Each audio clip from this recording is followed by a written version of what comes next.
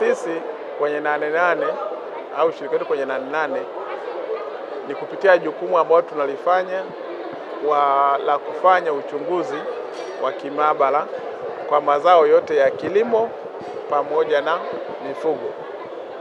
Uchunguzi huu tunaufanya katika aina kuu mbili. Tunaufanya pale mazao ya kilimo yanaweza kuhusika au yanasadikiwa kuhusika kusababisha jinai au kuleta madhara kwa jamii. Kwa namna gani? Kwa mfano, bila shaka nyinyi waandishi wa habari mnafahamu kwamba watu fulani wamedhulika baada ya kula sumu. Si mnasikia hiyo? Sasa sumu inayosema moja hapo ni kama mahindi au unayaona na ukungu wake ule. Ukungu ule unachangia kuleta sumu kwa maana ya sumu kuvu.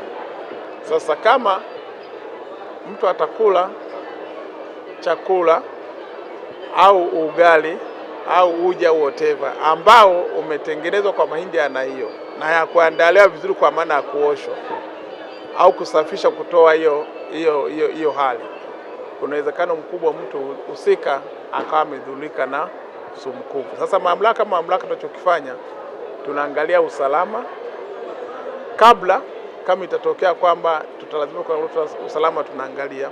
Lakini la pili, pale inapokuwa imetokea madhara kwamba watu wamekula wanasadika wamepata athari kutokana na kula chakula kilichozoea kuwa na sumu kuvu, basi tunachunguza kudhibitisha hiyo hali. Na kwa mara nyingi huu inakuwa ni issue ya jinai au ni swala la jinai.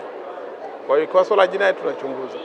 Lakini aina nyingine yawezekana, bila shaka umesikia mazao mfano ya mifugo. Kuna watu huko nyuma, sijui kama inaendelea, lakini kuna watu walikuwa wanavua samaki kwa kutumia nini? Mabomu. Sasa ikitokea kama imetokea ile, mkemko wa serikali ndio jukumu lake kudhibitisha, kwa sababu tayari inakuwa ni jinai. Kama mtu amefanya hivyo, basi ni jinai kudhibitisha kweli kinachosema ni kwamba amevua kutumia sumu au kwa kutumia mabomu au ni tofauti na kile kinachosema. Kwa hiyo tunafanya uchunguzi. Ukiacha uchunguzi wa mazao ya kilimo mifugo ambayo yanatokana au yanasababisha jinai, uchunguzi mwingine ni pale ambapo mtu anakuja kuchunguza kwa mkemko wa serikali ili kuangalia ubora. Unaweza kuwa na mazao yako, una mahindi yako umehifadhi, kabla hujataka kuyauza, basi unaleta kwa mkemko wa serikali kuchunguza kama mahindi yako ni bora au mazao yako uliyohifadhi ni bora, hayana shida.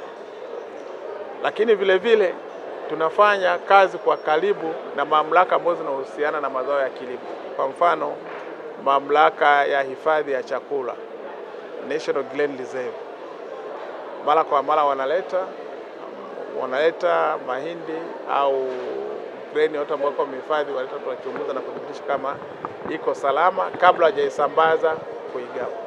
Lakini tunafanya kazi na mashirika ya kimataifa mbalimbali pale ambapo kwa mfano wanakuja wale wa Umoja wa Mataifa wanaohusika na masuala ya chakula duniani. Wakati mwingine wananuaga mahindi yake, wananua mahindi kwa ajili ya kugawa au mazao ya kilimo, wananua kwenye mamlaka zetu kabla hujanunua na kuyasafirisha kupeleka pale ambapo nchi inahitaji. Ni lazima walete tuyachunguze, kudhibitisha kwamba yako salama, basi wanapeleka wanakopeleka. Kwa hiyo ushiriki wetu kwenye 88 sana ni kuhusiana na nini? Kuhusiana na jukumu letu hilo la uchunguzi ili kuhakikisha usalama wa mlaji. Uchunguzi wa mazao ya kilimo katika hatua yote, inaweza kuwa ni jinai au inaweza katika hali ya kawaida ambapo mdau anataka adhibitishe chakula chake kiko salama au hakiko salama, mazao yake salama au hayako salama, basi anaita anadhibitisha. Ukishapima tunamwambia matokeo ya uchunguzi uliofanyika na basi anachukua hatua zinazostahili.